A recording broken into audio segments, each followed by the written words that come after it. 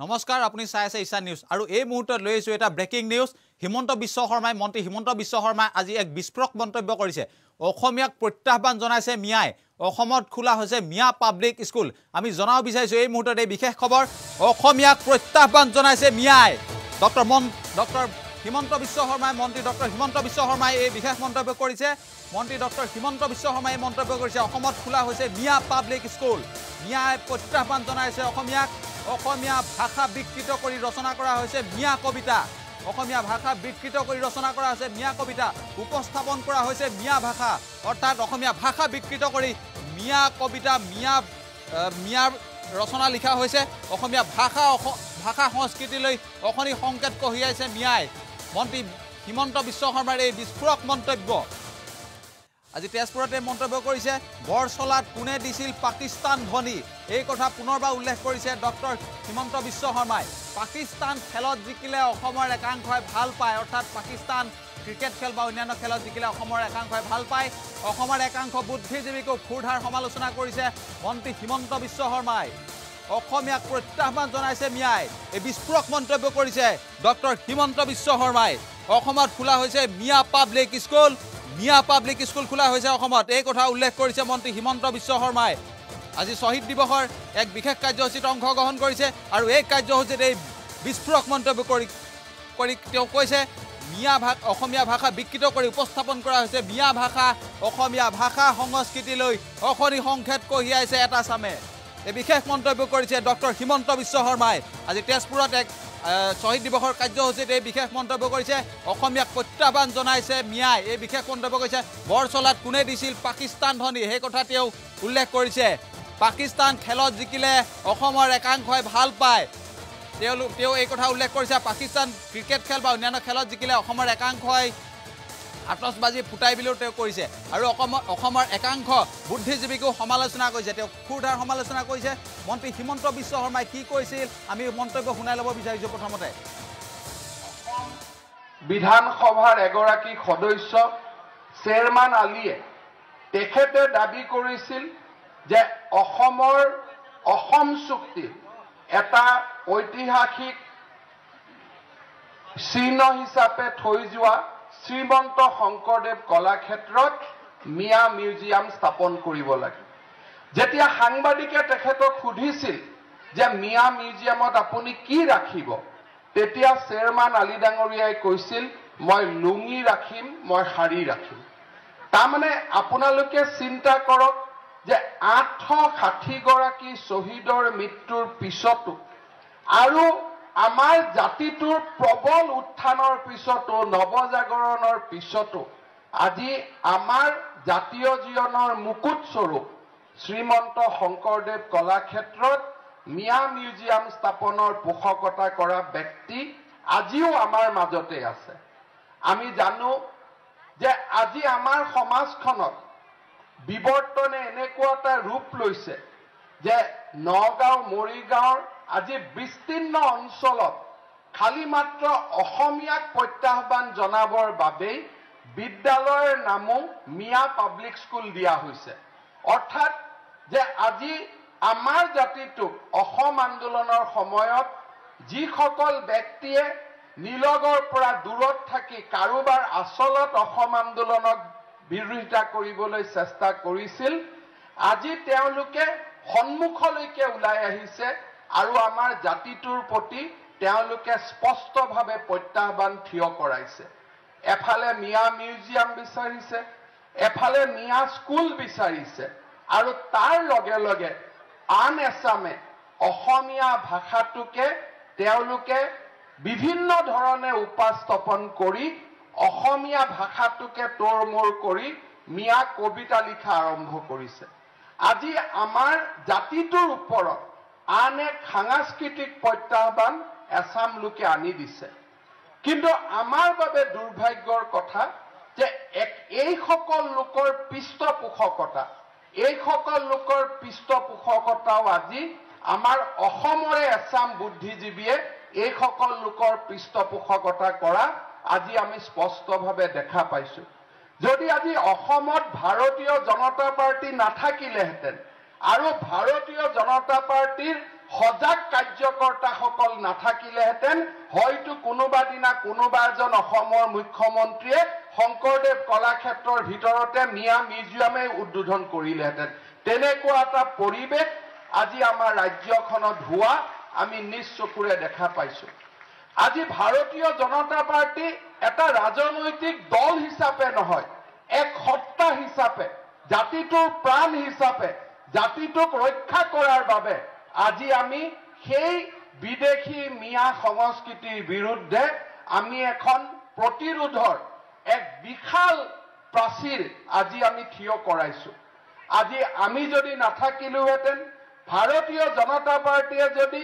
অসম আন্দোলনৰ স্পিৰিটটোক, অসম আন্দোলনৰ সত্তাটোক যদি আমি ধৰি নাৰাখিলোহেঁতেন, কেতিয়াবাই বদৰুদ্দিন আজমল অসমৰ বৰ ঘৰত বহিবলৈ সক্ষম হ'লহেঁতেন। আজি মাত্ৰ সৌখি দিনাৰ কথা, বৰচলা সমষ্টিত আমাৰ ডেকা ল'ৰাসকলে স্কুটাৰ মটৰচাইকেলেদি প্ৰচেছন কৰাৰ সময়ত কিদৰে অসমৰ এই পবিত্ৰ ভূমিত পাকিস্তান জিন্দাবাদৰ শ্লোগান দিবলৈ সাহস কৰিছিল সেই বিষয়ে আমি সকলো অৱগত। আজি অসমৰ ভিতৰতে এনেকুৱা বহুত ব্যক্তি আছে যোন পাকিস্তান আৰু ভাৰতৰ যদি ক্ৰিকেট খেল হয় তেতিয়ালে পাকিস্তান জিকিলে তেওঁলোকে আনন্দ কৰে আৰু ভাৰত জিকিলে তেওঁলোক ম্ৰিয়মান হৈ পৰে, দুখত ম্ৰিয়মান হৈ পৰে। আজি তেনেকুৱা বহু ঘটনা আজি আমাৰ সন্মুখত। আজি এটা ৰাজনৈতিক দলৰ নেতা শিলচৰ এয়াৰপৰ্টত গৈ থিয় হলে তেওঁক আদৰণি জনাই পাকিস্তান জিন্দাবাদৰ ধ্বনিৰে। আজি আমাৰ জাতিটোৰ সন্মুখত কিমান ডাঙৰ প্ৰত্যাহ্বান থিয় হৈছে আপোনালোকে মাত্ৰ অনুমান কৰক। শ্বহীদ খৰ্গেশ্বৰ তালুকদাৰৰ যি সময়ত প্ৰাণ বলিদান হৈছিল সেই সময়তকৈ আজি প্ৰত্যাহ্বান বেছি জটিল হৈ পৰিছে। আজি প্ৰত্যাহ্বান আৰু বেছি গম্ভীৰ হৈ পৰিছে। মাত্ৰ আজিৰ পৰা 10 দিন আগত আমি দেখা পাইছো যে ইছলামিক মন্ত্ৰী ডক্টৰ হিমন্ত বিশ্ব শৰ্মাৰ মন্তব্য শুনিলে তেওঁ উল্লেখ কৰিছে অসমীয়াক এক প্ৰকাৰ প্ৰত্যাহ্বান জনাইছে মিয়াই। অসমত খোলা হৈছে মিয়া পাব্লিক স্কুল। মন্ত্ৰী ডক্টৰ হিমন্ত বিশ্ব শৰ্মাৰ বিস্ফোৰক মন্তব্য। বৰচলাত কোনে পাকিস্তান জিন্দাবাদ ধ্বনি দিছিল এই কথা তেওঁ উল্লেখ কৰিছে আৰু কৈছে যে ক্ৰিকেট খেলত পাকিস্তান জিকিলে অসমৰ একাংশই ভাল পায় আতচবাজি ফুটায়। অসমৰ একাংশ বুদ্ধিজীৱীকো তেওঁ ক্ষুৰধাৰ সমালোচনা কৰিছে। মিয়া ভাষা বিকৃত কৰি ৰচনা কৰা, অসমীয়া ভাষা বিকৃত কৰি ৰচনা কৰা হৈছে মিয়া কবিতা, অৰ্থাৎ অসমীয়া ভাষা বিকৃত কৰি মিয়া কবিতা ৰচনা কৰা হৈছে, উপস্থাপন কৰা হৈছে মিয়া ভাষা। অসমীয়া ভাষা সংস্কৃতিলৈ অশনি সংকেত কঢ়িয়াইছে এটা চামে। অসমীয়া ভাষা বিকৃত কৰি ৰচনা কৰা হৈছে মিয়া কবিতা আৰু মিয়া মিউজিয়াম সন্দৰ্ভত তেওঁ পুনৰ সৰব হৈ উঠিছে বিধায়ক চেয়াৰমান আলীৰ বিৰুদ্ধে। অসমীয়া ভাষা সংস্কৃতিলৈ অশনি সংকেত কঢ়িয়াইছে এটা চামে। আমি পুনৰবাৰ শুনাইছো বিশেষ মন্তব্য।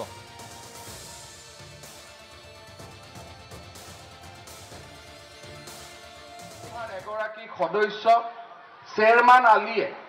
তেখেতে দাবী কৰিছিল যে অসম চুক্তি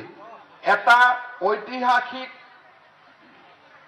চিহ্ন হিচাপে থৈ যোৱা শ্ৰীমন্ত শংকৰদেৱ কলাক্ষেত্ৰত মিয়া মিউজিয়াম স্থাপন কৰিব লাগে। যেতিয়া সাংবাদিকে তেখেতক সুধিছিল যে মিয়া মিউজিয়ামত আপুনি কি ৰাখিব, তেতিয়া চেয়াৰমান আলী ডাঙৰীয়াই কৈছিল মই লুঙি ৰাখিম, মই শাৰী ৰাখিম। তাৰমানে আপোনালোকে চিন্তা কৰক যে 860 গৰাকী শ্বহীদৰ মৃত্যুৰ পিছতো আৰু আমাৰ জাতিটোৰ প্ৰবল উত্থানৰ পিছতো, নৱজাগৰণৰ পিছতো আজি আমাৰ জাতীয় জীৱনৰ মুকুট স্বৰূপ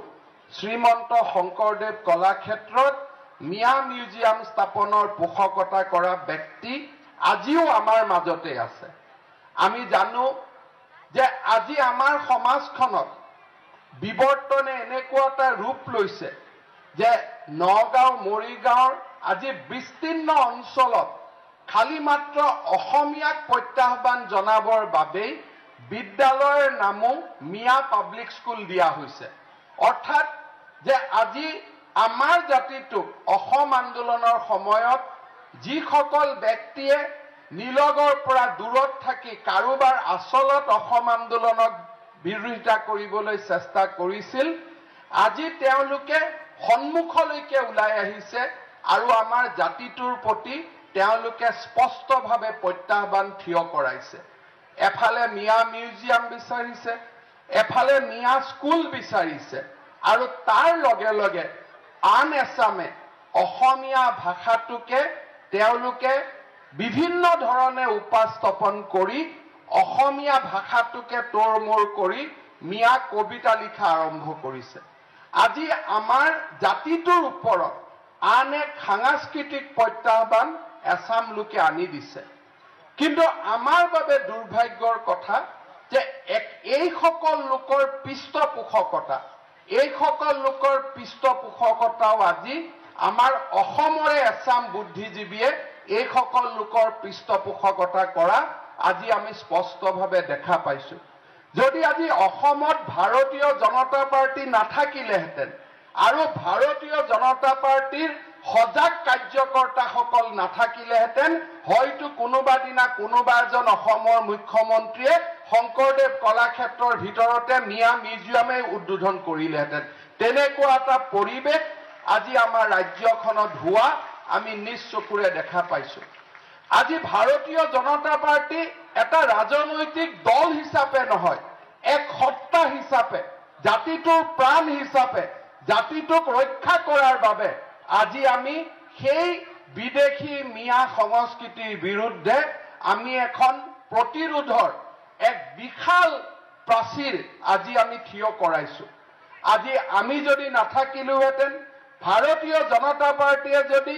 অসম আন্দোলনৰ স্পিৰিটটোক অসম আন্দোলনৰ সত্তাটোক যদি আমি ধৰি নাৰাখিলোহেঁতেন কেতিয়াবাই বদৰুদ্দিন আজমল অসমৰ বল ঘৰত বহিবলৈ সক্ষম হ'লহেঁতেন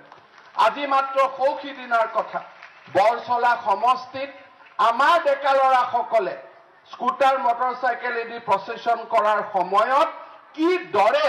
অসমৰ এই পবিত্ৰ ভূমিত পাকিস্তান জিন্দাবাদৰ শ্লোগান দিবলৈ সাহস কৰিছিল সেই বিষয়ে আমি সকলো অৱগত আজি অসমৰ ভিতৰতে এনেকুৱা বহুত ব্যক্তি আছে যোন পাকিস্তান আৰু ভাৰতৰ যদি ক্ৰিকেট খেল হয় তেতিয়ালে পাকিস্তান জিকিলে তেওঁলোকে আনন্দ কৰে আৰু ভাৰত জিকিলে তেওঁলোক ম্ৰিয়মান হৈ পৰে দুখত ম্ৰিয়মান হৈ পৰে আজি তেনেকুৱা বহু ঘটনা আজি আমাৰ সন্মুখত আজি এটা ৰাজনৈতিক দলৰ নেতা শিলচৰ এয়াৰপৰ্টত গৈ থিয় হলে তেওঁক আদৰণি জনাই পাকিস্তান জিন্দাবাদৰ ধ্বনিৰে আজি আমাৰ জাতিটোৰ সন্মুখত কিমান ডাঙৰ প্ৰত্যাহ্বান থিয় হৈছে আপোনালোকে মাত্ৰ অনুমান কৰক শহীদ খৰ্গেশ্বৰ তালুকদাৰৰ যি সময়ত প্ৰাণ বলিদান হৈছিল সেই সময়তকৈ আজি প্ৰত্যাহ্বান বেছি জটিল হৈ পৰিছে আজি প্ৰত্যাহ্বান আৰু বেছি গম্ভীৰ হৈ পৰিছে মাত্ৰ আজি